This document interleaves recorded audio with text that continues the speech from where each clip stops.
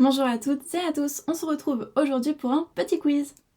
Je trouve ces quiz sur jeuxmaths.fr et je vous invite à les faire pour tester votre niveau dans certaines notions, ils sont très bien faits. Donc là c'est parti pour un quiz niveau 6e sur les multiples et les diviseurs. La proposition suivante est-elle vraie ou fausse? 90 est un diviseur de 10.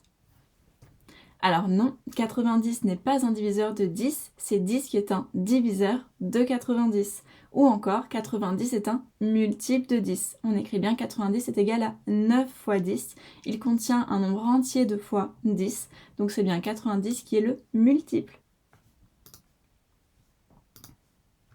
9 est divisible par 3. Effectivement, 9 c'est égal à 3 fois 3, donc 9 est un multiple de 3, et on dit bien aussi que 9 est divisible par 3. 9 est un diviseur de 54. Donc 54 c'est égal à 9 fois 6, ce qui signifie que 54 est un multiple de 9, et on dit bien aussi que 9 est un diviseur de 54. 9 divise 54. Donc c'est vrai. 7 est un multiple de 70, alors là la relation qui lie ces nombres c'est 7 fois 10 qui est égal à 70, c'est donc 70 qui est un multiple et non 7.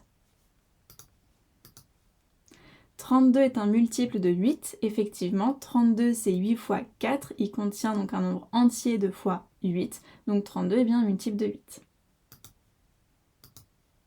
4 est divisible par 32. Alors on vient de le voir à l'instant, 32 c'est 4 fois 8, et donc du coup c'est 32 qui est un multiple de 4, et donc c'est 32 qui est divisible par 4, et non l'inverse.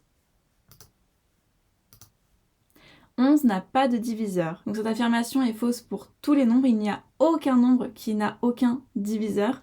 Le nombre qui a le moins de diviseurs possible c'est 1, il n'a que lui-même. Et sinon, même les nombres premiers, 11 est ce qu'on appelle un nombre premier, ont deux diviseurs distincts, 1 et eux-mêmes. 11, il pourra toujours s'écrire comme étant 11 fois 1. Donc il a au moins deux diviseurs qui sont 11 et 1.